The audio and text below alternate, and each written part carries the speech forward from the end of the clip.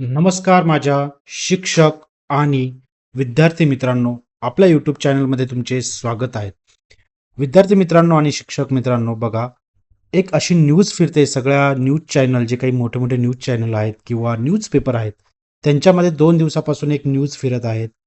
8,000 शिक्षक संशयाखाली आणि चौकशी सुरू. नेमकं हे प्रकरण काय आहे, याचा नेमका काय परिणाम होणार आहेत, याची काय पार्श्वभूमी आहेत आणि नेमकं आत्ताच हे प्रकरण का पुढे आलेलं आहे, ते आपण समजून घेणार आहोत. आणि याचा नेमका कोणत्या शिक्षकांवरती परिणाम होणार आहेत, ते सगळं आपण आपल्या या व्हिडिओच्या माध्यमातून समजून घेणार आहोत. व्हिडिओ तुम्ही शेवटपर्यंत नक्की बघा, कारण हे जे प्रकरण आहेत विद्यार्थी मित्रांनो आणि शिक्षकांनो, याचा खूप मोठा आणि गंभीर परिणाम होणार आहे. जे आत्ता शिक्षक आहेत त्यांच्यावरही होणार आहेत आणि आता जे पुढे शिक्षक होऊ इच्छिता त्यांनाही या प्रकरणातून काहीतरी एक मोठी त्यांना एक मोठा असं माहिती मिळणार आहेत की त्यांना पुढे जाऊन काय अवॉइड केलं पाहिजे, काय चुका आपल्याकडनं नाही झाल्या पाहिजे. हे सगळं आपल्याला या व्हिडिओच्या माध्यमातून बघायचं आहे. कृपया व्हिडिओ शेवटपर्यंत बघा आणि कृपया चॅनलला सबस्क्राईब करा, जेणेकरून तुम्हाला अशा शिक्षक भरती संबंधीच्या सगळ्या माहिती मिळत राहतील. चला, सगळ्यात पहिले बघूया. बघा, मी हेडिंगच असं दिलंय की 8,000 शिक्षक संशयाखाली आणि चौकशी सुरू. त्याच्यात महत्त्वाचे मुद्दे काय आहेत, त्याची पार्श्वभूमी काय आहे, ते आपण समजून घेऊया. बघा, याच्यात सगळ्यात पहिला आणि महत्त्वाचा मुद्दा काय आहे, तर बघा विद्यार्थी मित्रांनो, 2017 नंतर शिक्षण विभागाने सांगितलं होतं की जी काही इथून पुढे शिक्षक भरती होणार आहे ती फक्त आणि फक्त पवित्र पोर्टल मार्फतच होणार आहे. ठीक आहे. पण काय झालंय, 2017 नंतर ही शिक्षक भरती ही कशाने, पवित्र पोर्टल यूज करूनच होणार होती, त्याच्याद्वारेच होणार होती. पण शिक्षक मंडळ किंवा जे शिक्षक भरती मंडळ आहेत, शिक्षण विभाग आहेत, त्यांच्या असं निदर्शनास आलं की 2017 नंतर काही ठिकाणी काही संस्थांनी असेल किंवा काही ठिकाणी हे 2017 नंतर काही शिक्षक हे नियमबाह्य भरल्या गेलेले आहेत. ठीक आहे, असं त्यांच्या निदर्शनास आलं होतं. मग त्यांनी काय केलं, त्यांनी याच्यावरती कारवाई करायला सुरुवात केली होती. मग त्याच्यावरती जे काही अनुदानित, अंश अनुदानित, मी एक 3-4 दिवसापूर्वी एक व्हिडिओ टाकला होता, त्याच्यात एक जी आर आलेला होता. त्यात पण हे थोडंसं पॉईंटमध्ये त्यांनी मांडलेलं आहे. त्या जी आर नंतरच्या सगळी खळबळ उडालेली आहेत. त्या जी आरमध्ये त्यांनी थोडीशी एक माहिती अशी टाकलेली होती, जी माहिती आता मी तुम्हाला सांगत आहेत. आणि तेव्हाच माझ्या मनामध्ये शंकेची पाल चुचोरली होती की आता असं काहीतरी घडणार आहे. पण त्यावेळेस एवढं स्पष्ट नव्हतं.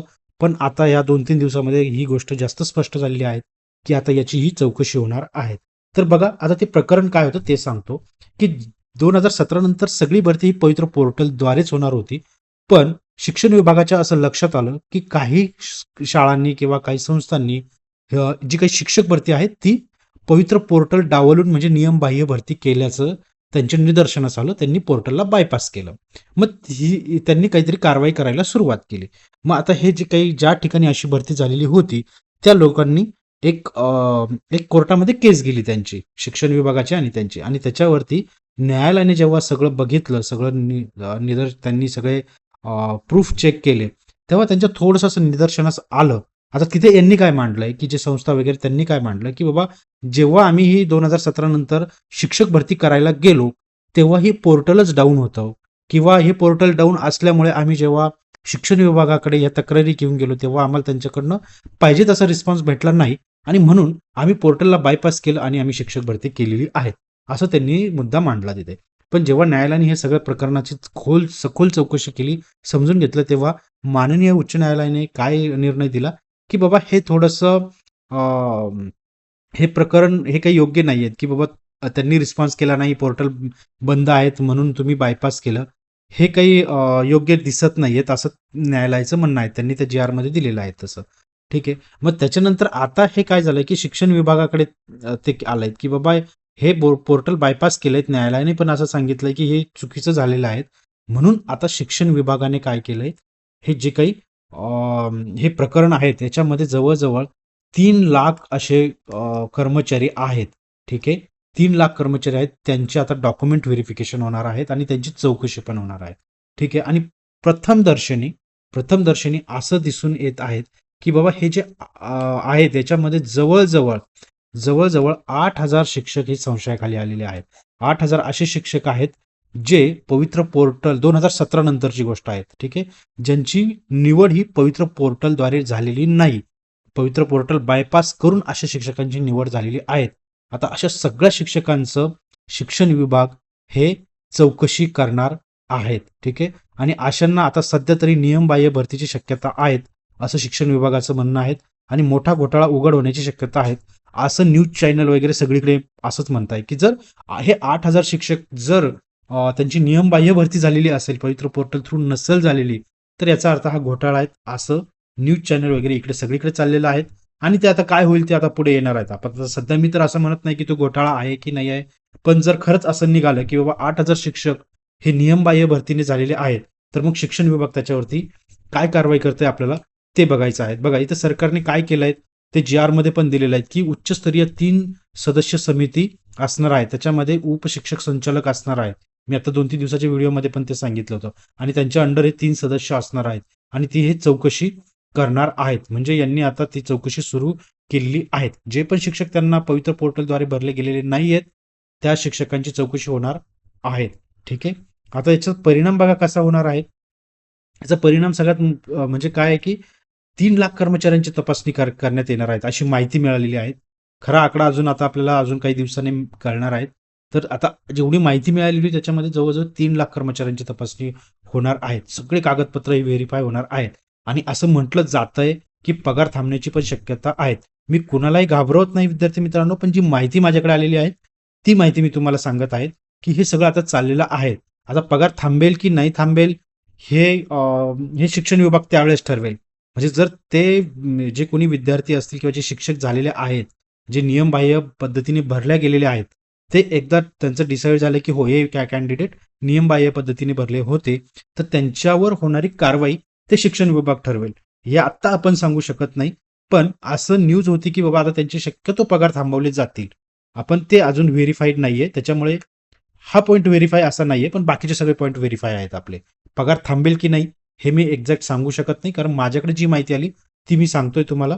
त्याच्यामध्ये हा पण पॉईंट होता, पण लगेच थांबेल की नाही मी कुणाला घाबरवत नाही विद्यार्थी मित्रांनो. मला फक्त तुम्हाला प्रॉपर अशी अपडेट द्यायची आहे, ऑथेंटिकेट अशी माहिती द्यायची आहे.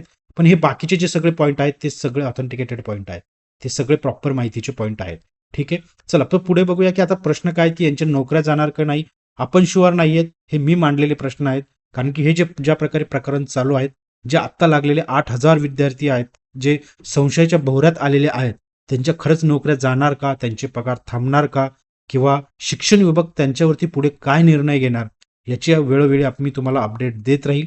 नेमकं आणि जी ऑथेंटिकेट इन्फॉर्मेशन येईल तीच मी तुम्हाला पास करेन. हे फक्त मला पडलेले प्रश्न आहेत विद्यार्थी मित्रांनो, ते आता तुम्हालाही पडलेले असणार की नेमकं पुढे होणार काय. पण याची जशी अपडेट मिळेल तशी आपल्या युट्यूब चॅनलद्वारे मी तुम्हाला त्याची देण्याचा प्रयत्न करेल. विद्यार्थी मित्रांनो, चॅनलला जर सबस्क्राईब नसेल केलेलं तर कृपया सबस्क्राईब करा, जेणेकरून शिक्षक भरतीबद्दलची कुठलीही अपडेट असेल जी तुमच्यासाठी अतिशय महत्त्वाची असेल त्या मी तुम्हाला आपल्या युट्यूब चॅनलच्या मार्फत देणार आहेत. बघा विद्यार्थी मित्रांनो, अजून तुम्ही शिक्षकही नसेल झालेला, तुम्ही त्याच्यासाठी खूप प्रयत्न करत आहात मला माहिती आहे, कारण मी बघतोय आता जवळजवळ 5.5 लाख विद्यार्थी ट्राय करतायत सगळ्यासाठी, असं टीईटीसाठी आणि 2.5-3 लाख विद्यार्थी हे टेटसाठी एक्झाम दिलेली आहे त्यांनी, आणि खूप सारे विद्यार्थ्यांनाच खूप चांगले मार्क पडलेले आहेत.